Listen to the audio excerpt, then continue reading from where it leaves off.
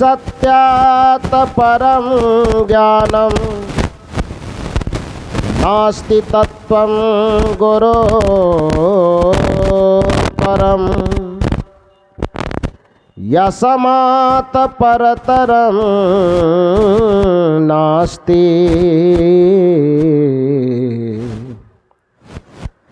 तस्मै श्री गुरुवे नमः। तस्मै श्री गुरुवे नमः। तस्मै श्री गुरुवे नमः। मेरे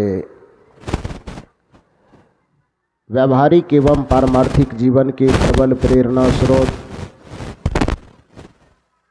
परमाराध्य परम पूज्य सद्गुरुदेव जी बिहार राज्य के पावन धरा पर स्थित पूर्णिया जिला के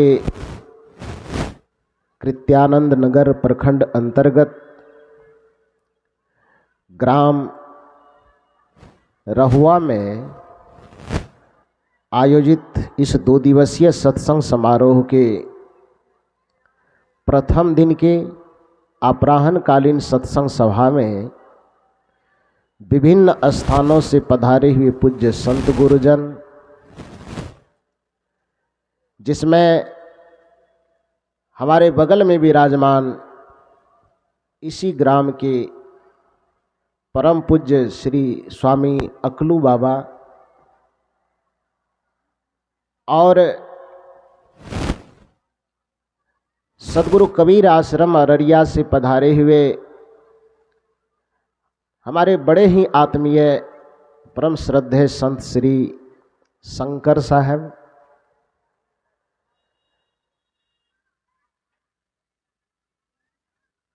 सद्गुरु कबीर आश्रम इसराइन से पधारे हुए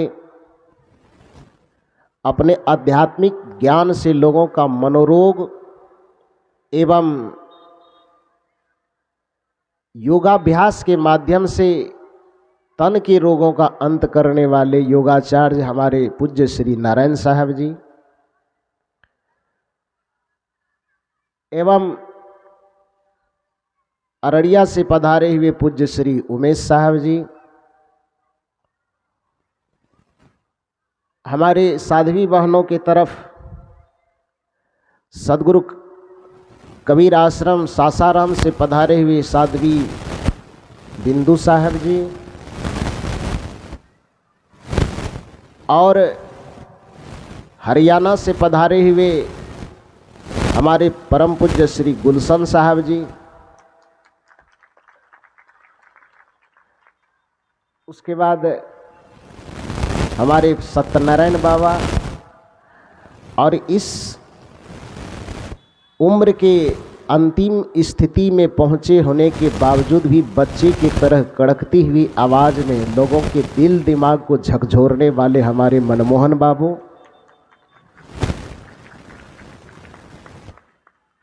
एवं अररिया जिला से पधारे हुए जिनके भजनों को अभी सुने नहीं हैं, शाम में आप सुनेंगे, साध्वी सविता जी,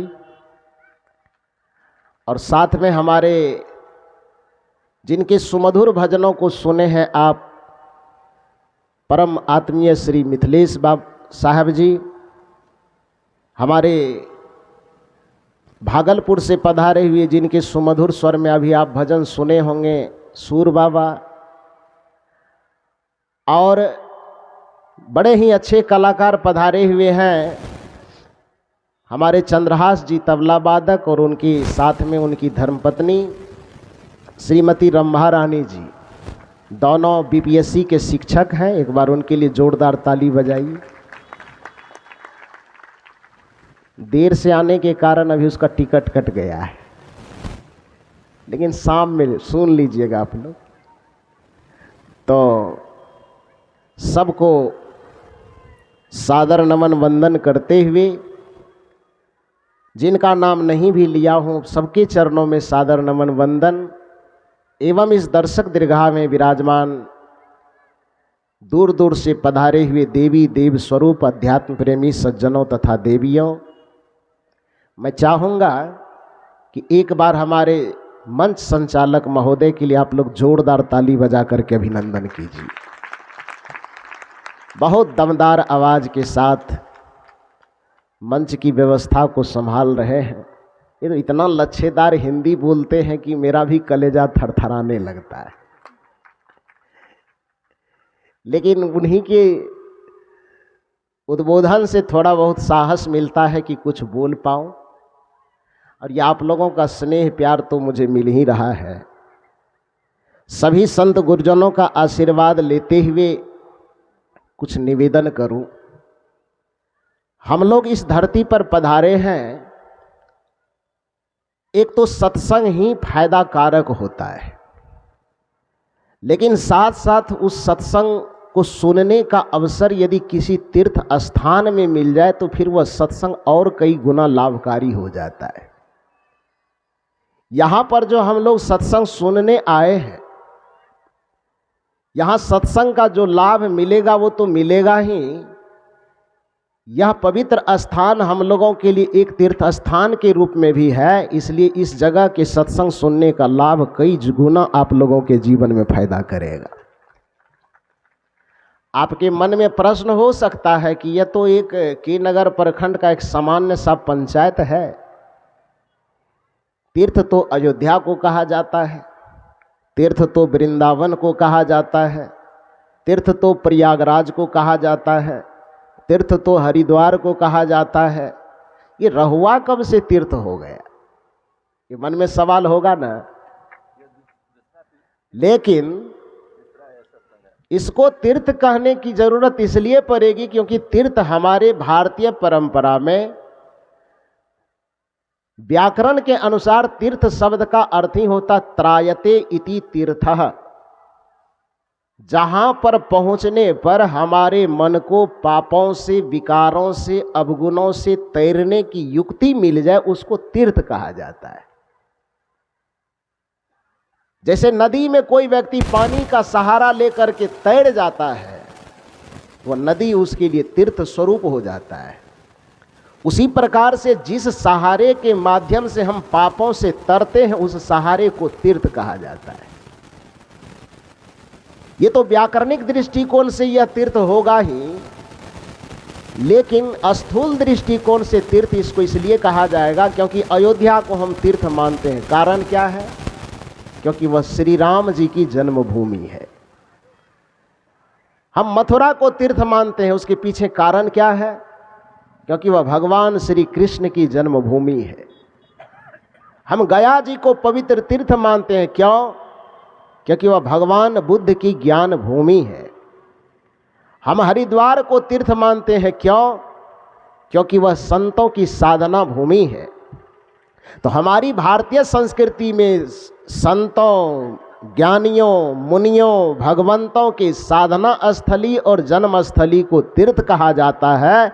आज तक जो आपकी दृष्टि में रहुआ एक सामान्य ग्राम के रूप में होगा, आज से आप जान लीजिए कि यह संत श्री संजय साहब जी की जन्मभूमि है, इसलिए इसको तीर्थ कहा जाएगा। हमारी संस्कृति यह कहती है कि जो जगह संत की जन्मभूमि हो उसको भी तीर्थ कहा जाता है। जो भूमि भगवंत की जन्मभूमि हो उसको भी तीर्थ कहा जाता है। जो जगह संतों की तपस्स्थली हो उसको भी तीर्थ कहा जाता है। जो जगह संतों की साधना स्थली हो उसको भी तीर्थ कहा जाता है। तो इस जगह पर कबीर पारख निकेतन चैरिटेबल ट्रस्ट के तत्वावधान में इस सत्संग का आयोजन इसलिए किया गया क्योंकि हमारे संजय जी बोले कि हमारे पूज्य पिताजी और माताजी अब शरीर से लाचार स्थिति में आ गए। पता नहीं उनका शरीर कब छूटे कब न छूटे। इसलिए मेरी इच्छा है कि सब जगह पूरे भारत में हम लोग घूम घूम करके कार्यक्रम कर ही रहे हैं। एक कार्यक्रम माता और पिता के नाम से उसके जीते जिंदगी उसके सामने में एक बार रहुआ में होना चाहिए, इसलिए यह कार्यक्रम हो रहा है। तो इसमें दो चीज आपको सीखना है। एक तो वो संत होने के नाते आदरणीय है ही आप लोगों के लिए, लेकिन कुछ लोग के दिल में ये धारणा होती है कि साधु सन्यासी जब आदमी बन जाता है बड़ा निष्ठुर होता है, माँ बाप को छोड़ देता है वो। चिंता मत कीजिए, उस लाइन में हम लोग भी हैं तो बेटिंग बढ़िया से करेंगे। हम लोगों के ऊपर इल्जाम लगाइएगा तो इतना आसानी से सह कैसे लेंगे। ठीक है, एक दृष्टिकोण से तो आपका ये इल्जाम सही होता है कि साधु सन्यासी माँ बाप को छोड़ देते हैं, वो दूर चले जाते हैं। लेकिन ये इल्जाम आपका सही तब माना जाता जब आप माँ बाप के पास में रह करके भी उसको आप समय पर प्यार से भोजन दे देते, समय पर पानी दे देते, समय पर उनका आदर भाव सत्कार कर देते, तब यह उंगली उठाना हम लोगों पर आपका जायज हो जाता। लेकिन अफसोस की बात है कि उस आदमी के द्वारा भी उंगली उठाई जाती है कि ये महात्मा लोग तो अपने माँ बाप को छोड़ करके बस चले गए, जो आदमी कभी भी अपने माता पिता से मुंह भर बढ़िया से बात भी नहीं करते, तब उसका इल्जाम लगाना बेकार है। जो पास में रह करके भी माता का आदर नहीं कर सकते, पिता का आदर नहीं कर सकते, समय पर माता पिता को भोजन नहीं दे सकते, सम्मान स्नेह प्रेम दुलार नहीं दे सकते, उस आदमी को यह कहने का कोई अधिकार नहीं कि ये महात्मा लोग जो है ना ये तो माता पिता को छोड़ देते। दूसरी बात मैं यह कहूं आपको कि यह कार्यक्रम आपको यह सिखाएगा। मैंने पहले कहा कि यह कार्यक्रम हम लोगों को यहां करने की क्या जरूरत थी, क्यों करते, लेकिन यह कार्यक्रम माता पिता के प्रति सहानुभूति होने के कारण, माता पिता के प्रति सम्मान होने के कारण, अरे सन्यासी शरीर से भले माता पिता से अलग हो जाते हैं लेकिन भावना से वह जितने माता पिता के करीब होते हैं, दुनिया में पास में रहने वाला भी उतना माता पिता के करीब नहीं होते। दूर में रह कर के भी यदि बच्चे एक बार माँ बाप से प्यार से पूछ ले समय पर कि भोजन किए कि नहीं किए, भले ही वह थाली में परोस करके सामने में न देता हो, फिर भी माता पिता को लगता है कि उसने मुझे खाना दे दिया। दूर में रह करके एक बार समय पर यदि कोई तकलीफ आ जाए, एक बार पूछ ले कि कोई चिंता फिकर है क्या, हम हैं, चिंता मत कीजिए, तो माता पिता को यह साहस आती है कि है मेरा देखने वाला वह। अफसोसजनक बात एक बात मैं कहूं, हो सकता है आपके बीच की भी ये घटना हो, लेकिन जो घटना मैं बता रहा हूं वो जहां पर मैं रहता हूं भागलपुर जिले के कहलगांव अनुमंडल में, आज से लगभग 2-3 साल पहले की घटना है। वहां पर हमारे एक दुकानदार है, मोबाइल का दुकानदार, पहचानने वाले, नाम नहीं लूंगा, कुछ लोग जो वहां के होंगे वो जान गए होंगे। वो मोबाइल का दुकान वाले मुझे बहुत बढ़िया से पहचानते हैं, आश्रम पर आना जाना करते हैं। संजोग ऐसा लगा कि मुझे मोबाइल से संबंधित कुछ काम की जरूरत पड़ गई। मैं कहीं कार्यक्रम में जा रहा था तो देखा कि वो काउंटर पर खड़े हैं दुकान पर, तो मैं दुकान पर चला गया, मोबाइल की दुकान पर। वो मुस्कुराए, मुझे अंदर ले गए, बैठाए कुर्सी पर। 2-4 ग्राहक पहले से खड़े थे, तो मैंने कहा कि आप पहले ग्राहक को देख लीजिए तब हमसे बात कीजिएगा। तो नहीं जा रहे थे, फिर भी मैंने कहा कि देख लीजिए, ग्राहक भगवान तुल्य होते हैं, अब मेरे खातिर उसको नाराज मत कीजिए। तो मेरे 2-4 बार कहने पर वो ग्राहक को देखने लगा। मैं अंदर बैठा हुआ था, ग्राहक से वो बातचीत कर रहे थे, उसी में लगभग 60, 65 या 70 वर्ष के करीब एक बूढ़ा बाबा, उस समय में वो जियो का 1500 का मोबाइल चला था ना, एक काला वाला, तो वो मोबाइल उसके पास से लगभग 1 सप्ताह पहले खरीद के ले गया था। वो मोबाइल उसके आगे में, मोबाइल वाले के आगे में पटकते हुए कहा कि ये खराब मोबाइल हमको क्यों दे दिए। तो जो दुकानदार थे वो मोबाइल को लिया, हाथ से पहले चेक चाक किया, हेडफोन लगा के चेक किया, दूसरे नंबर पर लगा के चेक किया, वो हेलो वगैरह सब बढ़िया था, लेकिन बूढ़ा बाबा का इल्जाम था कि खराब वाला मोबाइल क्यों दे दिया। दुकानदार सारा चीज चेक करने के बाद उसके बाद हमको कहता है, साहब जी बताइए मोबाइल पूरा ठीक है, आई बूढ़ा बाबा पटक करके कह रहे हैं कि मोबाइल खराब मोबाइल क्यों दे दिया। तो उसको नाराजगी हो रही थी कि बूढ़ा बाबा को कुछ डांटें, दुकानदार को, क्योंकि किसी के सामान को जबरदस्ती खराब कहिएगा तो बुरा तो लगेगा ना। तो उसको ऐसा लग रहा था। वो मुझसे कहे कि इसको थोड़ा डांटे क्या। मैंने कहा नहीं, बुजुर्ग बाबा से कि उम्र को देख करके मैंने कहा नहीं, इसको डांटिए मत। उस बाबा से मैंने प्यार से पूछा कि बाबा आपको कैसे पता चला कि मोबाइल आपका खराब है। उन्होंने कहा महाराज, वो मुझे जानते थे, वो बुजुर्ग, क्योंकि वहां रहते हैं तो आश्रम के आसपास तो लोग जानेंगे ही ना। तो बूढ़े बाबा कहे कि साहब जी, ये मोबाइल 1 सप्ताह पहले खरीद के ले गया हूं। मेरा बेटा पोता सब रहता है बाहर में, दिल्ली में नौकरी करता है, घर में मैं अकेले रहता हूं। अपने पड़ोसी के द्वारा ये नया नंबर जो मोबाइल का है मैं अपने बेटे को भेजवा दिया हूं, पोते को भेजवा दिया हूं। 1 सप्ताह हो गई है लेकिन मोबाइल की घंटी अभी तक बजी नहीं है। तो ये मोबाइल खराब नहीं होगा तो क्या होगा? मोबाइल खराब है।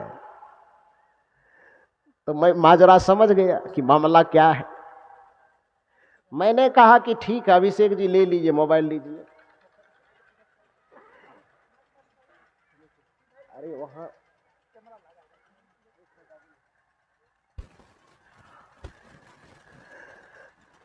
तो मैंने कहा कि उस सारा मामला को समझ जाने के कारण मैं उस बूढ़े बाबा से कहा कि रुकिए मैं ठीक करवा देता हूं। दुकानदार से मैंने कहा मोबाइल ले लीजिए आप। अब मोबाइल तो ठीक है, वो तो हम भी जान रहे हैं, लेकिन 2-4-5 मिनट उसके सामने में उसको संतुष्ट करने के लिए थोड़ा बहुत पेचकस उसकस घुमा दीजिए कुछ उसको दिखा करके। कुछ नहीं करना है, केवल ठोक ठाक कर दीजिए, कोनो रिंच लगा दीजिए, कुछ कर दीजिए, 2 मिनट कीजिए आप। तो कर दिए वो। उसके बाद 2 मिनट के बाद मैंने कहा बाबा ये मोबाइल आपका ठीक हो गया, जो गड़बड़ी थी ना वो ठीक हो गई, और ज़रा सा आपके बेटे का नंबर क्या है वो थोड़ा सा हमको दे दीजिएगा, हमको बात करना स्पेशल। तो उन्होंने कहा ठीक है दे देते हैं। मोबाइल में बेचारा वो नंबर पैकेट में एकदम कागज़ में लिख करके रखा था, किसी तरह निकाला, वो दिया, नंबर ले लिया। उसको ये संतावना दे करके कि आपका मोबाइल अब ठीक हो चुका है, लेकर के घर जाइए। वो घर चला गया। घर जाने के बाद उसी दुकान पर बैठे बैठे मैंने उसके बेटे को फ़ोन लगाया। सच बताता हूँ कि मुझसे बातचीत करने के लिए बहुतों लोगों को बहुत मेहनत करनी पड़ती है, तब जाके बातचीत होती, बात नहीं हो पाती। कुछ लोग शिकायत भी करते हैं कि साहब जी घमंडी हो गए हैं, बात नहीं करते। घमंडी नहीं, घमंड किस लिए करेगा आदमी? एक तो समय की बचत करनी पड़ती है, दूसरी बात कुछ लिखना पढ़ना होता है। अब बहुत इमरजेंसी बात हो तो फिर बात की भी जाती है। लेकिन उस बूढ़े बाबा की बात को सुन करके मुझे इतना मेरा हृदय द्रवित हुआ कि उसको तुरंत उसके बेटे को मैंने फ़ोन लगाया, हेलो किया। उधर से उसके बेटे का जो नाम था वो मैं नाम लिया, तो कह मैं बोल रहा हूँ। मैंने कहा कि मैं कहलगांव कबीर पारख निकेतन से अभय साहब बोल रहा हूँ। वो मुझे जानते थे। वो जानने के कारण जैसे मेरा नाम सुना वो हड़बड़ा गया। वो कहे साहब जी आप फ़ोन किए, कुछ बात हुई क्या? हम के बात तो सोचिए तो कुछ नहीं हुई और सोचिए तो बहुत कुछ हो गई। आपको फ़ोन मेरा जाने का मतलब है कि आप समझिए कि क्या हुआ हो। उसके बाद उन्होंने कहा हुआ क्या, कुछ गलती उलती हुई? हम कहे गलती भयंकर।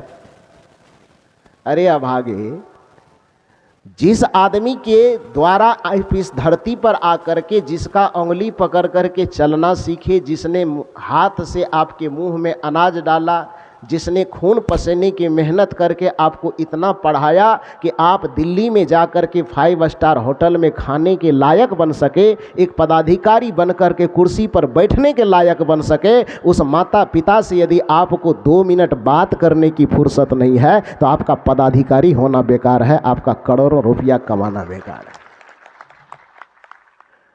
उन्होंने कहा कि ऐसा क्या हुआ गुरुजी? मैंने कहा क्या हुआ नहीं, आज आपके पिताजी को देख करके मेरा कलेजा ऐसा लगा कि फट गया। 7 दिन पहले वह मोबाइल खरीद करके गया है, इस इंतजार में कि मेरे बेटे मेरे पोते मुझसे न मेरे नज़र से सैकड़ों किलोमीटर दूर रहते, मेरे पास नहीं रहते। खाना तो आप उसे बना करके दे नहीं पाएंगे, प्यास लगने पर एक गिलास बढ़िया से पानी दे नहीं पाएंगे, माथा दर्द करेगा तो उसको कोई टेबलेट नहीं दे पाएंगे, माथा में तेल नहीं लगा पाएंगे। ये एक मजबूरी, एक लाचारी भी है, मैं उस लाचारी को समझ रहा हूँ, उसके लिए मैं कोई दोष भी नहीं दे सकता आपको। लेकिन इसके लिए तो मैं दोष जरूर दूंगा कि जब आप शरीर के स्तर से उसको भोजन नहीं करा सकते, पानी नहीं पिला सकते, दर्द उठने पर उसको दवाई नहीं खिला सकते, माथा दर्द करने पर माथा को सहला नहीं सकते, तो कम से कम इतना फर्ज तो जरूर निभा लीजिए कि माता पिता की बुढ़ापा की अवस्था में प्यार से 2 वक्त बात तो कर लीजिए, ताकि उसके जीवन को संतुष्टि मिले कि हम इसको पैदा किए हैं। उसको ये लगना चाहिए कि हम भी इस धरती पर औलाद वाले, बाल बच्चे वाले। इससे तो बेहतर वह है जिसको कि बाल बच्चा ना हो तो कम से कम मन में संतुष्टि होती है कि नहीं है तो क्या किया जाए, आशा नहीं होती। लेकिन जिसके पास हो करके न होने जैसी स्थिति आ जाए तो वह स्थिति बड़ी भयावह होती है। आज आपको सत्संग में यह सीखना है, जिस संन्यास परंपरा का यह सीख होता है कि जब आप साधु बनते हैं तो आपको माता पिता की भावना की कोई परवाह की जरूरत नहीं पड़े। ना करें, हम लोग को तो कोई कलंक भी नहीं लगाएगा, क्योंकि पहले से जानता है कि लोग साधु है, तो हम पर कौन पंचायती बैठाएगा? बैठाएगा? नहीं बैठाएगा। लेकिन उसके बावजूद भी कि उस स्थिति में रहने के बावजूद भी कि हम माता पिता को न पूछें, माता पिता को न देखें, फिर भी समाज हमको बुरा नहीं कह सकता है। उसके बावजूद भी, समाज से कोसों दूर रहने के बावजूद भी, माता पिता से कोसों दूर रहने के बावजूद भी, मातृ देवो भवः, पितृ देवो भवः, आचार्य देवो भवः, अतिथि देवो भवः की संकल्पना को पूरा करते हुए माता पिता की भावना के साथ अपने भावना को जोड़ करके रखते हैं। तो जब एक साधु ऐसी भावना को रख सकता है तो आप माता पिता के चरण में है तो आपको माता पिता का कितना आदर करना चाहिए, यह इस सत्संग से सीख करके जाइए। यही भावना श्री राम ने सीखा था, जिसके कारण से दशरथ के पुत्र राम से मर्यादा पुरुषोत्तम श्री राम हो गए। प्रातः काल उठी के रघुनाथा, माता पिता गुरु नावहि माथा।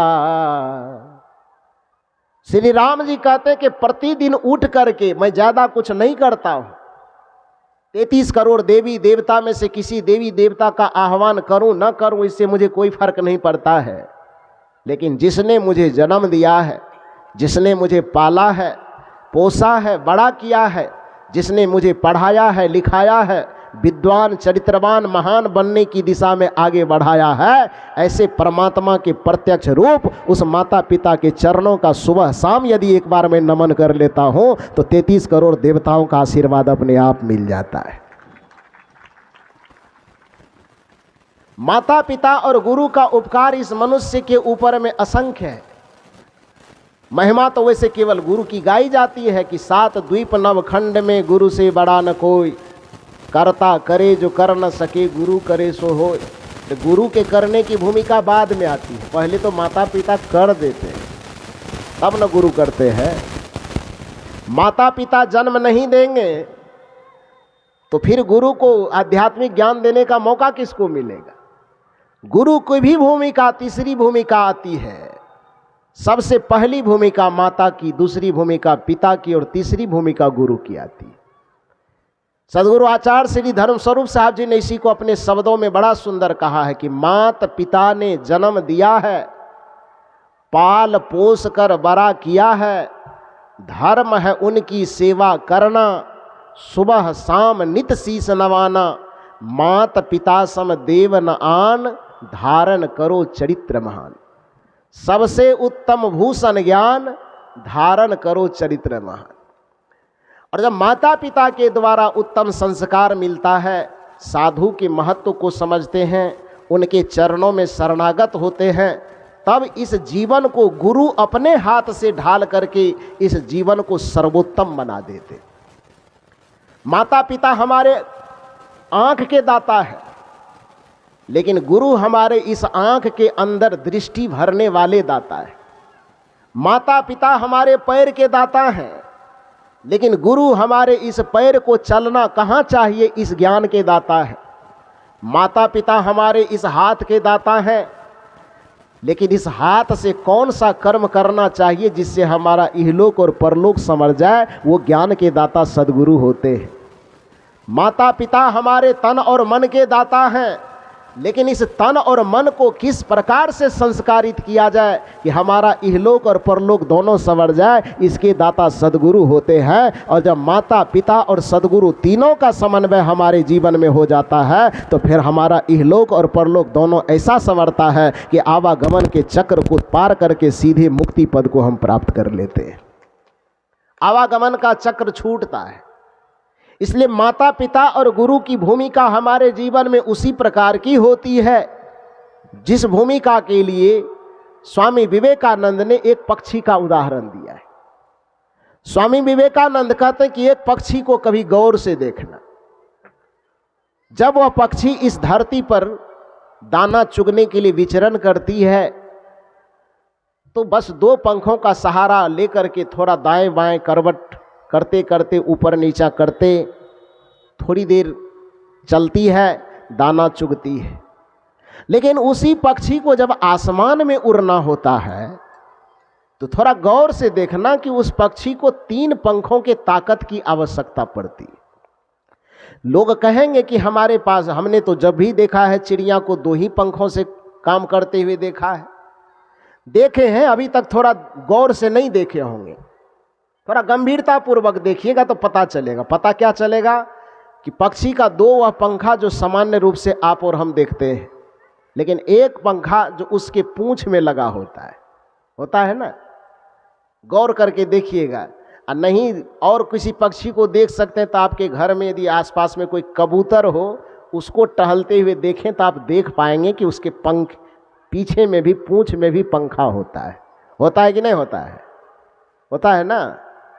तो जब सामान्य रूप से वह धरती पर वह पक्षी चलती है तो 2 पंखों के माध्यम से ही काम चला लेती है। लेकिन यदि उसको आसमान में उड़ना होता है तब वो 2 पंखों की ताकत से काम नहीं चला पाती। वह पक्षी अपने 3 पंखों में ताकत भरती है, और जिस दिन उसके 3 पंखों में ताकत भर जाती है उस दिन वह धरती को छोड़ करके आसमान में उड़ना शुरू कर देती है। ठीक उसी प्रकार से इस धरती पर जितने प्रकार जो भी मनुष्य तनधारी हैं, उस माता और पिता के सद्गुण और शिक्षा के माध्यम से, संस्कार के माध्यम से इस धरती पर इहलौकिक जीवन, सामान्य जीवन तो बड़ी आसानी से जी लेता है। लेकिन जिस व्यक्ति को इस धरती के इहलौकिक जीवन को सामान्य तरीके से जीने के बाद शांति, मुक्ति, बंधन से मुक्ति, परमानंद, परम शांति के आकाश में उड़ने की आकांक्षा हो, मोक्ष के आकाश में उड़ने की आकांक्षा हो, कल्याण के आकाश में उड़ने की आकांक्षा हो, परमानंद और परमात्मा के आकाश में उड़ने की आकांक्षा हो, तो केवल माता और पिता के ही आशीर्वाद से, माता पिता की सेवा और भक्ति से काम नहीं चलेगा, बल्कि माता पिता की सेवा और भक्ति में गुरु की भक्ति को भी जोड़ना पड़ेगा। और जिसके जीवन में माता पिता और गुरु तीनों की भक्ति जुड़ गई, उसके जीवन को, परलौकिक जीवन को सफल होने से कोई नहीं रोक सकता है। उसके उद्धार के मार्ग में कोई बाधा नहीं डाल सकता। इसलिए इहलोक और परलोक दोनों संवारने के लिए प्रत्येक व्यक्ति को मातृभक्त, पितृभक्त और गुरु भक्त बनना चाहिए। माता पिता और गुरु की सेवा हमारे जीवन को निहाल कर देता है। माता पिता की सेवा जब आप करते हैं तो आपको देख करके आपके बच्चे भी आपकी सेवा करने के लिए सीखते हैं। दुनिया के प्रत्येक माता पिता की आकांक्षा होती है कि हम जब बूढ़े होने लगे, हमारे बच्चे जवान होने लगे, तो हमारी आज्ञा के अनुसार चले, हमारी सेवा करे, हमारी देख रेख करे, हमें समय पर दवा पानी की व्यवस्था करे। ये अरमान सब माता पिता का होता है कि नहीं होता है?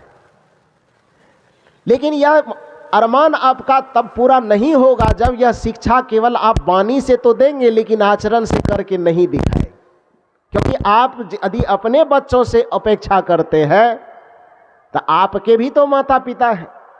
आप अपने माता पिता, आप अपने सास ससुर की सेवा यदि नहीं करेंगे तो आपके जो पीछे जो बच्चे हैं, आपके व्यवहार को देख करके वह सीख रहे हैं, और आप मुंह से कितना भी उसको ज्ञान की बात, सेवा की बात, उपकार की बात बताते रह जाएंगे, लेकिन उसके दिल में वह बात बैठेगी नहीं, क्योंकि वाणी से ज़्यादा ताकत आचरण की होती है। बोल करके जो चीज़ आप नहीं सिखा पाएंगे वह चीज़ आप आचरण में उतार करके करके दिखा पाएंगे। और मनोविज्ञान तो मनुष्य को चूंकि अनुकरण प्रिय प्राणी मानता है। मनुष्य एक ऐसा प्राणी है जो अनुकरण करके सीखता है, जिसको भगवान श्री कृष्ण ने गीता में कहा कि यद् आचरति श्रेष्ठ तत् देवेतरो जनः सह यत् परमाणं कुरुते लोकः तदनुवर्तते, कि समाज में श्रेष्ठ कहलाने वाले, आगे चलने वाले जो भी है, उस व्यक्ति को बहुत सोच समझ करके आचरण करना चाहिए। कहा क्यों? कहा क्योंकि आगे वाला जैसा जैसा आचरण करता है, उसके पीछे चलने वाला व्यक्ति उसी को देख करके सीखता है और वैसा ही आचरण करता है। यद आचरति श्रेष्ठ तत् देवेतरो जनः, जो बड़े कहलाने वाले व्यक्ति, बड़े कहलाने वाले पुरुष, बड़े कहलाने वाले माता पिता जैसा जैसा आचरण करते हैं, उसके पीछे की जो पीढ़ी होती है वही आचरण देख करके उसका अनुकरण किया करती है। इसलिए हमारा कर्तव्य हो जाता है कि हम वैसा ही आचरण करें जैसा हम दूसरों से करवाना चाहते हैं। हम यदि दूसरों से सेवा लेना चाहते हैं तो हमें भी सामने वाले जो हमसे बड़े हैं उसको सेवा देना चाहिए। क्योंकि हजरत ईसा मसीह ने बड़ा सुंदर कहा है कि तुमको वही मिलता है, तुमको वही फसल मिलती है जो तुम बीज जमीन में बोते हो। कोई व्यक्ति यदि भांग का फसल बोया है, बीज बोया है, तो उसको धान काटने का कोई अधिकार नहीं होता। कोई व्यक्ति यदि गेहूं का बीज बोया है तो उसे धान काटने का सौभाग्य प्राप्त नहीं मिलता। कबीर साहब की भाषा में कहें कि कोई बबूल का यदि बीज बोता है तो उसको आम का फल पाने का कोई अधिकार नहीं होता। उसी तरह से जो सब दिन दूसरों के लिए नफरत का बीज बोया है, उसको कभी प्रेम का फसल काटने का अधिकार नहीं होता। जो सदैव दूसरे के लिए अपमान का बीज बोया है, उसको अपने लिए सम्मान का फसल काटने का कभी अवसर नहीं मिलता। जो दूसरे के लिए आंसू और पीड़ा का बीज बोया है, उसको अपने लिए मुस्कुराहट और प्रसन्नता का फसल काटने का कोई अवसर नहीं मिलता। इसलिए जो अपने लिए बुढ़ापा में, जीवन के आखिरी क्षण में जैसा फसल आप चाहते हैं, प्रेम का, सम्मान का, आदर का, सत्कार का, आपके पास भी जवानी है तो अपने सामने वालों के लिए वैसा वैसा ही बीज बोते जाइए जैसा जैसा फसल आप आगे में चाहते हैं। क्योंकि कबीर साहब ने साखी के माध्यम से सिखा दिया है हमें, करे बुराई सुख चाहे कैसे पावे कोई। सवाल किया है कि चाहत तो आपकी बड़ी अच्छी अच्छी है कि दुनिया ऐसा होना चाहिए, हमारा बेटा ऐसा होना चाहिए, हमारा पोता ऐसा होना चाहिए, हमारा परिवार ऐसा होना चाहिए। कबीर साहब कहते हैं कि चाहत बुरी नहीं है, ये चाहत बहुत धन्यवाद के योग्य है। लेकिन साथ साथ एक बात ध्यान देना, वो कबीर साहब क्या कहते हैं, करे बुराई सुख चाहे कैसे पावे कोई, रोपे पेड़ बबूल का तो आम कहाँ से होए। कबीर साहब के इस सवाल का जवाब कोई दे पाएगा? कबीर साहब कहते कि कोई बुराई का बीज बो करके भला चाहता हो, उसको कैसे मिलेगा? कोई व्यक्ति बबूल का बीज बो करके आम का फल चाहते हो, वो कैसे मिलेगा? करे बुराई सुख चाहे कैसे पावे कोई, और रोपे पेड़ बबूल का तो आम कहाँ से हो। आम का फसल चाहिए तो आम ही लगाइए, बबूल का बीज लगाने से आम नहीं मिलेगा। इस संसार के जो भी लोग हैं, चाहे व्यापार करे उसमें लाभ चाहता है, चाहे जीवन जिए उसमें लाभ चाहता है, चाहे सत्संग करे उसमें लाभ चाहता है, चाहे ध्यान करे उसमें लाभ चाहता है, चाहे भक्ति करे उसमें लाभ चाहता है। अच्छी बात है, लाभ चाहना तो कोई बुरी बात नहीं है ना जी। लेकिन वो लाभ मिलेगा कैसे? संत लोग दो फार्मूला बताते हैं। एक फार्मूला तो ये बताते हैं कि जो चीज आप करते हैं चाहते हैं उसका उल्टा सोचिए। क्या सोचिए? जैसे आप लाभ चाहते हैं तो लाभ शब्द का उल्टा करेंगे तो क्या हो जाएगा? लौक भ लाभ। उसका उल्टा करके देखेंगे तो क्या होगा? लौक भ। उसको उल्टा कीजिए तो पहले भ और उसके बाद लौक, तो क्या हो जाएगा? भला हो जाएगा। यदि आप किसी से लाभ चाहते हैं जिंदगी में तो आप प्राणियों का भला करना शुरू कीजिए। इसी को गोस्वामी जी अपनी भाषा में कहते, परहित सरिस धर्म नहीं भाई, पड़ पीड़ा सम नहीं अधमाई। दूसरे का भला करोगे, दूसरे का हित करोगे, दूसरे का उपकार करोगे तो इससे बड़ा लाभ का चीज और कुछ नहीं है, क्योंकि ऐसा करने पर तुम्हारे भी जीवन में लाभ होता रहेगा, तुम्हारे भी जीवन में उन्नति होती रहेगी, तुम्हारे भी जीवन में शांति आती रहेगी। परहित सरिस धर्म नहीं भाई, अब पर पीड़ा सम नहीं अदमाई। लोगों ने कहा गोस्वामी तुलसीदास जी से तो ये बात पूछ ली गई, इसका प्रमाण और कोई देता है क्या?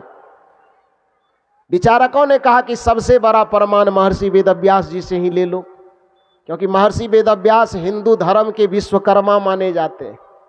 कि महर्षि वेदव्यास न होते तो सनातन धर्म के जो वेद शास्त्र आज हम सबके सामने उपलब्ध है, जिसको पाकर के हम गौरवान्वित होते हैं कि हमारे पास जो धर्म ग्रंथ है उससे पहले किसी का धर्म ग्रंथ नहीं, तो वेद, वो शास्त्र, वो उपनिषद कहीं न कहीं महर्षि वेदव्यास के कलम से निकली हुई रचना है।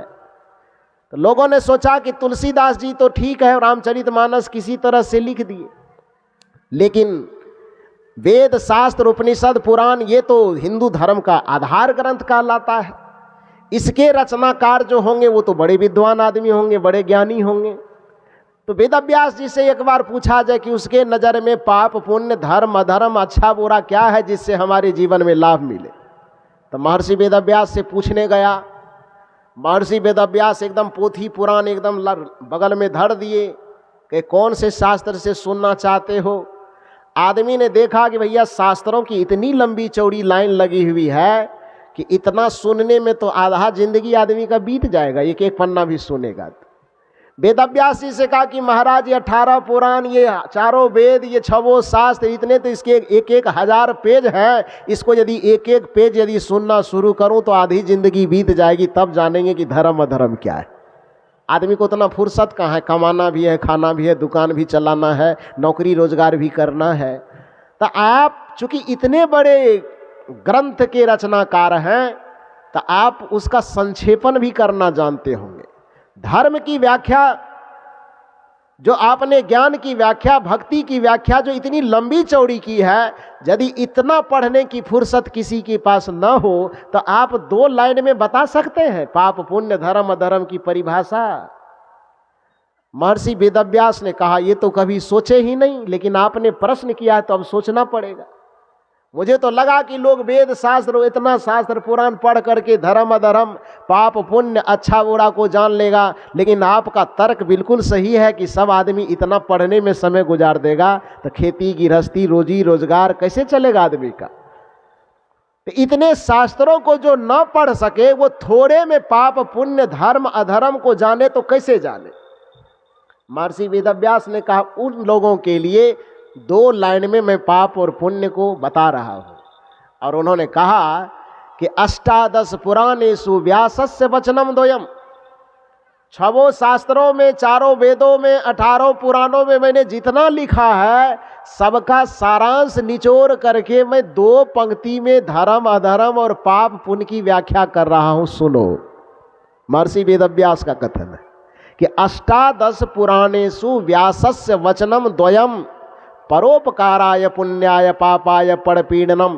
कि 18 पुराण, 4 वेद, 6 शास्त्र में मैंने जितने ज्ञान के रास्ते बताए हैं, जितने भक्ति के रास्ते बताए हैं, सबका निचोड़ मैं इस 2 पंक्ति में यही बता रहा हूं कि यदि तुम्हारे माध्यम से किसी जीव का उपकार हो जाए, किसी का भला हो जाए, तो इससे बड़ी भक्ति, इससे बड़ा धर्म कुछ नहीं होता है। और तुम्हारे वजह से यदि किसी को दुख मिल जाए, पीड़ा मिल जाए, अपकार हो जाए, किसी का बुरा हो जाए, तो इससे बड़ा पाप और इससे बड़ा अधर्म कुछ नहीं हो सकता है।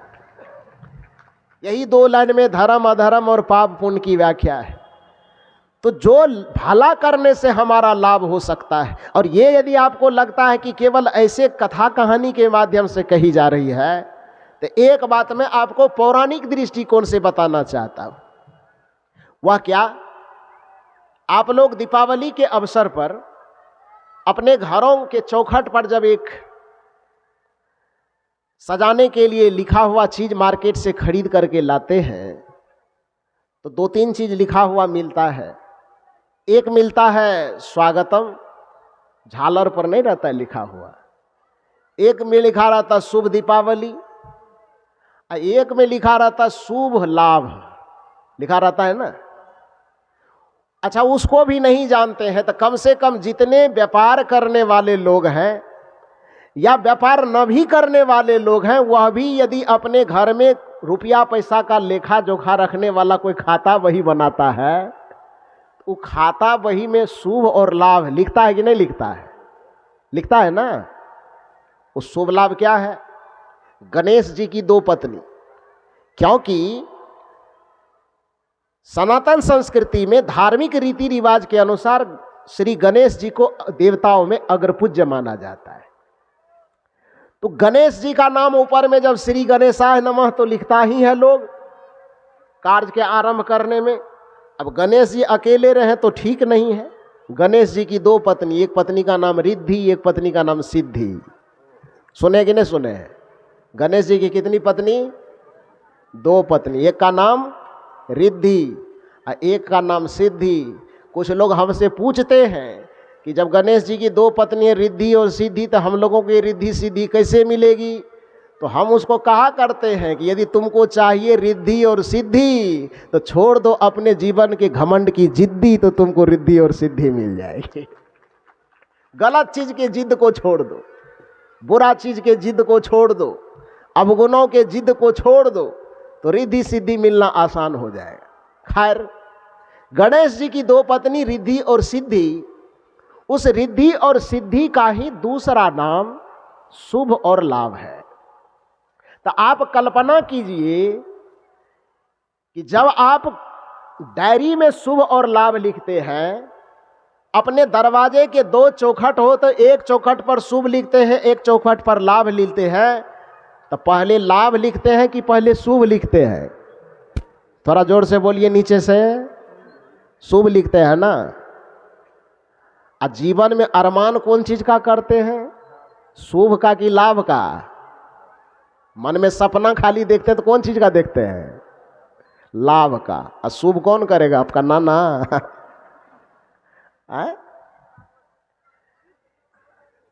दोनों बहन जब रिद्धि सिद्धि शुभ और लाभ के रूप में विभक्त है, शुभ बीज है, लाभ उसका फल है। इस दुनिया का कोई बेवकूफ आदमी ही होगा जो बीज तो लगाएगा नहीं लेकिन फल की आकांक्षा करेगा। शुभ और लाभ दोनों एक दूसरे से जुड़ा हुआ है। तो भारतीय संस्कृति कहती कि शुभ वह बीज है जो लाभ रूपी फल को पैदा करता है। यदि आप अपने जीवन में लाभ का आकांक्षा देखते हैं, आप अपने जीवन में लाभ का अरमान पालते हैं, आप अपने जीवन के हर एक क्षेत्र में लाभ की उम्मीद पालते हैं, तो आपको जीवन के हर एक कदम पर शुभ का बीज लगाते चलना चाहिए। तभी आप जीवन में हर दिशा में लाभ प्राप्त करेंगे। लेकिन दुर्भाग्य है कि लाभ तो हम चाहते हैं लेकिन शुभ को लगाना नहीं चाहते। भला किसी का कर न सको तो बुरा किसी का मत करना, पुष्प नहीं बन सकते यदि तुम कांटे बन कर मत रहना। पहले कोशिश करो कि किसी के जीवन में भलाई का बीज हम बो सकें, पहले कोशिश करो कि किसी के जीवन में हम अच्छाई का बीज बो सकें, पहले कोशिश करो कि हम किसी के जीवन में सहयोग का बीज बो सकें, पहले कोशिश करो कि किसी के लिए हम मददगार साबित हो सकें। और यदि ना हो सको किसी कारणवश, तो विचारक कहते हैं यदि शुभ का बीज नहीं लगा सकते तो कम से कम अशुभ का कांटा मत लगाना। यदि शुभ की दड़ी नहीं बिछा सकते, कालिंद नहीं बिछा सकते, तो कम से कम अशुभ का गड्ढा मत खोदना। इतना रहम तो कर देना तो दुनिया पे भलाई हो जाएगी, लाभ तब भी मिलेगा। भला किसी का कर न सको तो पहले तो भला करना, क्योंकि भला करने वाला का ही संसार यशोगान गाता है, भला करने वाला का ही दुनिया जय जयकार करता है। इसलिए मनुष्य का शरीर पा करके आए हैं तो आप भला कीजिए, क्योंकि जो भला नहीं करता है वह मनुष्य का शरीर पा करके भी मनुष्य कहलाने के अधिकारी नहीं है। हम लोग एक भजन में बड़ा सुंदर गाते हैं, हमारे पूज्य श्री नारायण साहब जी सुनाएंगे उस भजन को आपको, कि जिसके दिल में दया का खजाना नहीं, राम का नाम लेने से क्या फायदा। इसी भजन के एक कड़ी में बात आती है, जिसको मतलब है बस अपने आराम से, दूसरों की मुसीबत से क्या वास्ता। जो मनुष्य का शरीर धारण करके आया और केवल अपने सुख ऐसो आराम से मतलब रखा, दूसरे की मुसीबत से उसको कुछ लेना देना नहीं। विचारक कहते हैं, जिसको मतलब है बस अपने आराम से, दूसरों की मुसीबत से क्या वास्ता। जिसको सत्संग से बोध आया नहीं, उसको मानव कहाने से क्या फायदा। जिसको इस सत्संग से बोध नहीं आया कि हमें दूसरे के लिए जीना भी चाहिए, दूसरे के लिए थोड़ा सहयोगी भी बनना चाहिए, दूसरे के सुख समृद्धि में सहायक बनना चाहिए, मददगार बनना चाहिए, ये ज्ञान जिसको सत्संग से नहीं आया और केवल अपने तन के निमित्त, अपने स्वार्थ के निमित्त जिया, संत कहते हैं कि उसको मानुष कहाने से क्या फायदा, फिर मनुष्य कहलाने से क्या फायदा। क्योंकि गुणगान उसी की होती है, गुणगाथा उसी की गाई जाती है जो दूसरों के लिए जीता है। पुराने जमाने के फिल्म का एक बड़ा मनोरंजक गाना है जिसको प्रायः बुजुर्ग लोग सुनते होंगे, मधुवन खुशबू देता है। बड़ा सुंदर गाना है। फूलों की, फुलवारी की लोग बड़ाई क्यों करते हैं? क्योंकि वह फूल खिलता तो अपने लिए है डाल पर, लेकिन खुशबू दूसरे को देती है। बादल का गुणगान क्यों गाया जाता है? क्योंकि नदियां धूप में तप करके वाष्प बनती है और वाष्प बन करके जब ऊपर जाती है तो बादल बन करके जल का संचय तो बादल करती है, लेकिन अपने लिए रत्ती भर भी उपभोग न करके उस धरती पर जाकर के बिखेर देती है जिस धरती के किसानों को उसकी आवश्यकता होती है, जनजीवन को उसकी आवश्यकता होती है। हवाएं दूसरों के लिए प्राणवायु का संचार करती है।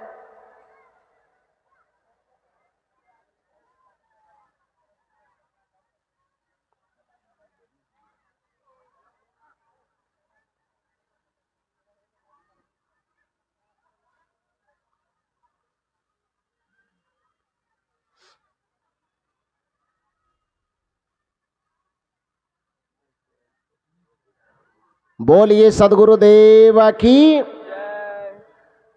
तो हवाएं दूसरे के लिए प्राणवायु का संचार करती है, पृथ्वी अपने आधार पर दूसरे को जीवन जीने के लिए देती है, अग्नि ऊर्जा पैदा करके आदमी के लिए खाना पकाती है, आदमी के जीवन में प्राण तत्व का संचार करती है। इस पूरी प्रकृति तो आपको दान करना ही सिखाती है, देना ही सिखाती है। विचारक कहते हैं बड़ा सुंदर तरीके से, मधुवन खुशबू देता है, सागर सावन देता है। मधुवन खुशबू देती है, सागर सावन देता है, फूल सुगंध देते हैं, धरती हमें जीने का आधार देती है, हवा हमें प्राणवायु देती है। तो पूरा प्रकृति तो देने के लिए सिखा ही रही है। लेकिन हे मनुष्य, इतने देने वालों के बीच में रह करके भी अपने जीवन से कुछ भला, कुछ उपकार यदि प्राणी को आप देना नहीं सीख पाए तो फिर आपको मनुष्य कहलाने का अधिकार नहीं होना चाहिए। विचारक कहते हैं, मधुवन खुशबू देता है, सागर सावन देता है, जीना उसका जीना है, जीना उसका जीना है, जो औरों को जीवन देता है, मधुवन खुशबू देता है, सागर सावन देता है। मधुवन खुशबू देता है, इसलिए मधुवन की महिमा है। सागर पूरे दुनिया को सावन देती है, इसलिए उस सागर की महिमा है। और उसी मनुष्य का जीना इस धरती पर महिमावंत है, जो औरों को जीवन जीने में कुछ मदद देता है, औरों के जीवन जीने में कुछ सहयोगी होता है। उसी मनुष्य का जीवन धरती पर स्मरण करने योग्य है। उसी मनुष्य को मनुष्य कहलाने का सच्चा अधिकार है। तो आप और हम मनुष्य बने हैं, तो हम भक्ति और धर्म के नाम पर गुरु के शरण में आकर हम यही सीखें कि हम भी अपने जीवन से किसी न किसी का भला करें, किसी न किसी को कुछ दें, किसी न किसी का उपकार करें। किसी का उपकार तो हम बाद में करेंगे, पहले तो जिसका उपकार हमारे ऊपर है उसका तो कम से कम कीजिए। जिसका उपकार हमारे ऊपर में है वो तीन देव मुख्य रूप से हैं, वह है माता, पिता और गुरु। बाकी और लोगों का तो हम बाद में करेंगे, ना करेंगे वो बाद में सोच लिया जाएगा। लेकिन कम से कम जिसका उपकार आपके जीवन पर है, उसके उपकार का बदला भी तो कम से कम आप सेवा, समर्पण, सादगी, सम्मान के भाव से दीजिए। यह भक्ति का प्रारंभिक चरण है। माता पिता के सेवा जो नहीं कर पाएगा, भला वह गुरु की सेवा कैसे करेगा? और जो गुरु की सेवा नहीं कर पाएगा, भले वह भगवान की सेवा कैसे कर पाएगा? क्योंकि माता पिता ही वह रूप है जिसको हम इस धरती पर आंख खोलने के बाद पहली बार देखते हैं। तो माता पिता को जिसे पहचानने में नहीं आएगा, वो गुरु की कैसे पहचान कर पाएगा? और जो गुरु को ही नहीं पहचान पाएगा, वो भला परमात्मा को, ईश्वर को कैसे पहचानेगा? तो इसलिए परमात्मा की भक्ति करने के लिए भी गुरु भक्ति करनी पड़ेगी। और गुरु भक्ति सच्ची निष्ठा पूर्वक करने के लिए भी हमें माता पिता की भक्ति करनी पड़ेगी। जो व्यक्ति माता पिता की भक्ति बड़ी निष्ठा पूर्वक कर लेता है, उसकी गुरु भक्ति में सफलता उसे मिलती है। और जिसको माता पिता गुरु तीनों की सेवा वो कर लेता है, भक्ति कर लेता है, परमात्मा की भक्ति बड़ी आसानी से वो कर पाता है। व्यवहारिक भक्ति जो आसानी से कर ले, पारमार्थिक भक्ति करने में उसे और आसान होता है। तो आज जो सत्संग सुनने के लिए हम यहाँ पर आए, उस सत्संग से मैंने कहा कि दोहरी प्रेरणा लेकर के जाना है। पहली प्रेरणा कि सत्संग तो हमारे जीवन को परिवर्तित करता है, ये तो सब दिन हम सुनते आ रहे हैं, जानते आ रहे हैं। सबसे बड़ी प्रेरणा कि ये सत्संग का आयोजन जिस संदर्भ को लेकर के हुआ कि हम एक साधु होने के बावजूद भी माता पिता की भावना का यदि इतना कदर कर सकते हैं, तो जो गृहस्थी मर्यादा में रहने वाले हैं उसको अपने माता पिता की भावना का कितना कदर करना चाहिए। जिसे हम भगवान श्री राम कह करके मर्यादा पुरुषोत्तम का दर्जा देते हैं, उनके चरित्र का पूरा विश्लेषण करेंगे तो आपको पता चलेगा कि श्री राम ने माता पिता के सामने में दो विकल्प था। एक विकल्प यह था कि माता पिता की भावना की रक्षा की जाए, और दूसरा विकल्प यह था कि अपने अधिकार के लिए लड़ करके राज सिंहासन को हासिल कर लिया जाए। ये था कि नहीं था? दो रास्ता था ना श्री राम जी के सामने में। जिस समय श्री राम जी को राजा दशरथ जी के द्वारा शाम में कहा गया कि बेटा तुम्हें राजगद्दी मिलने वाली है, राम जी को तो पता भी नहीं था, लेकिन दशरथ जी के द्वारा ही बुला करके कहा गया कि गद्दी मिलने वाली है। राम जी को इच्छा नहीं थी अंदर से, लेकिन फिर भी स्वीकार किया क्योंकि उसमें पिता की भावना छिपी हुई थी।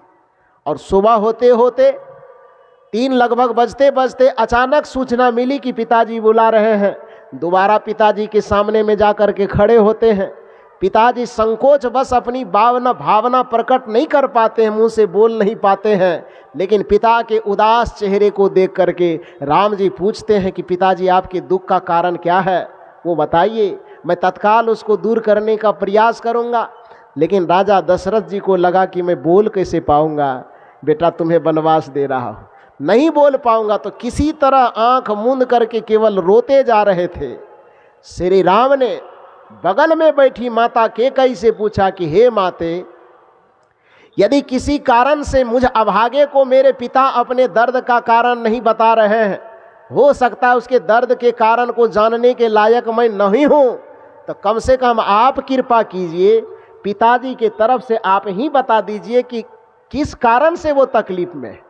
मैं क्या करूं कि उनकी तकलीफ दूर हो जाए। दशरथ जी कह भी नहीं पाए। दशरथ के तरफ से कैकेयी माता ने कहा कि ये तकलीफ में इसलिए है क्योंकि शाम में तुमको ये राजगद्दी देने वाले थे और ये 4 बजते बजते सुबह इसकी भावना पलट गई है, अब ये तुमको वनवास देने वाले। श्री राम जी ने कहा कि जिस समय मुझे राजगद्दी दे रहे थे उस समय भी मेरे लिए राजगद्दी महत्वपूर्ण नहीं था, उस समय भी मेरे लिए पिता की भावना महत्वपूर्ण थी, इनका वचन महत्वपूर्ण था। और जिस समय ये मुझे वनवास दे रहे हैं तो उस समय भी मेरे लिए तकलीफ की बात नहीं है, क्योंकि वन से मुझे डर नहीं लगता। पिता की भावना यदि कट जाए, पिता की भावना वचन यदि मर जाए तो वो मेरे लिए जंगल जाने से ज़्यादा दुखदायी होगा। इसलिए मैं वनवास खुशी खुशी चला जाऊंगा, लेकिन अपने पिता की भावना को मरने नहीं दूंगा, पिता के वचन को कटने नहीं दूंगा। श्री राम जी ने यह मर्यादा स्थापित की कि पिता की भावना से, पिता के वचन से, माता की भावना से, माता के वचन से बड़ा कोई राज सिंहासन नहीं हो सकता, कोई राज नहीं हो सकता, कोई सत्ता नहीं हो सकती। तो जिस जगह पर धन दौलत संपदा सत्ता भी आपको माता पिता के सामने फीके लगने लगे, तब समझना चाहिए कि आप सच्चे पुत्र के रूप में इस धरती पर जन्म लिए हैं। गुरु के सामने में यदि आपको गर्दन भी फीका लगने लगे, कबीर साहब की भाषा में कहते यह तन विष की बेलरी गुरु अमृत की खान, आशीष दिए जो गुरु मिले तो भी सस्ता जान। कबीर साहब कहते हैं कि गुरु के जैसे माता पिता के सामने यदि तुमको सत्ता संपत्ति फीका लगने लगे तो समझ लेना कि तुम्हारे अंदर एक सच्चे पुत्र की आत्मा प्रकट हुई है। और यदि गुरु भक्ति के सामने में सामान्य धन दौलत की बात तो छोड़ दो, आज यदि आपको अपना गर्दन भी कम लगने लगे, गर्दन भी फीका लगने लगे, तो समझ लेना चाहिए कि आपके अंदर गुरु भक्ति का जोत जल चुका है, गुरु भक्ति का दिया जल चुका है। और जिसके अंदर माता पिता गुरु के प्रति इतनी निष्ठा आ जाएगी, सेवा समर्पण आ जाएगा, उसके जीवन में सत्संग का जो लाभ मिलना चाहिए वो जानेगा तो भी और नहीं जानेगा तो भी सत्संग का लाभ उसके जीवन में अपने आप उतरता चला जाएगा।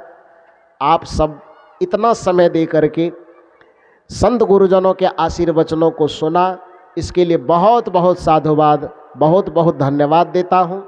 क्योंकि थोड़ी देर के बाद 6 साढ़े 6 बजे के बाद हमारे बीच में बहुत सारे भजन गायक लोग आए हैं। साथ थोड़ी देर घूमने फिरने के बाद, 1 घंटा आधा घंटा घूमने फिरने के बाद, टहलने के बाद पुनः आप लोग इस पंडाल में बैठेंगे और कम से कम 5 ऐसे गायक हैं आपके सामने में जो एक एक गायकों के पास इतना भजन है कि भर रात गाते रह जाए तो छुट्टी नहीं देगा आप लोगों को। लेकिन 9 साढ़े 9 बजे तक आपके बीच में सब लोग समय का बंटवारा आपस में करके 2-2 4-4 भजन गाएंगे। सबके भजनों का आनंद लीजिएगा। आपके भजन सुनने में हम बाधक न बने, इसके लिए हम जल्दी इस कार्यक्रम को संपन्न कर देते हैं।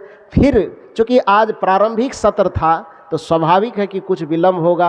हमारे बहुत सारे गुरुजन आए हैं जो नहीं बोल पाए हैं।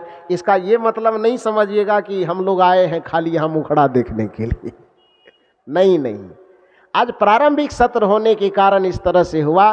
कल सुबह के सत्रों में भी और शाम के सत्रों में भी दूर दूर से आए सभी गुरुजनों को भरपूर समय मिलेगा और उस भरपूर समय से संत गुरुजन भी आगा जाएंगे बोलते बोलते, और श्रोता लोग भी सुनते सुनते आगा जाएंगे। उसी 2 सत्रों के कड़ी में थोड़ा बहुत मुझे भी जो आप लोग समय दीजिएगा, उस समय में मैं अपनी बात को आपके बीच रखूँगा। जो भी टूटी फूटी होगी तो आप, हाँ, हमारे जो योगाचार्य पूज्य श्री नारायण बाबा आए, परिचय में ही मैंने कहा कि वो आपके मन के रोग को तो भगाएंगे ही, लेकिन तन की भी जो बहुत सारी बीमारियां हैं उसको भगाने का काम करेंगे। सुबह लगभग 5:30 बजे से आपके बीच में 6 साढ़े 6 बजे तक 1 घंटा आपके बीच में योगाभ्यास प्राणायाम वगैरह करवाएंगे। जो लोग अपने घरों में करते हैं, घर में तो सब दिन करते ही होंगे कंबल रजाई के अंदर बैठ करके, आज आप इस सत्संग पंडाल में आकर के एक कुशल शिक्षक जो योग के शिक्षक हैं उनके सानिध्य लाभ लेते हुए आप योगाभ्यास करेंगे। तो 5:30 बजे से लेकर 6:30 बजे सुबह 1 घंटा, जो यहाँ बाहर से आए हैं वो तो आए ही हैं, जो नज़दीक के हैं वह भी सुबह आकर के योगाभ्यास करेंगे। तो सबको बहुत बहुत साधुवाद देते हुए, सबके प्रति आभार प्रकट करते हुए मैं अपनी वाणी को यहीं पर विराम देता हूँ। और अभी बंदगी में भाग लीजिए, 10 मिनट 2-4 मिनट बंदगी में भाग ले करके पुनः इस कार्यक्रम को, इस सत्र को यहीं संपन्न करेंगे। फिर 1 घंटे के बाद भजन संध्या आप लोग सुनिएगा। बोलिए सद्गुरुदेव की। बंदगी कीजिए 12 तन मन।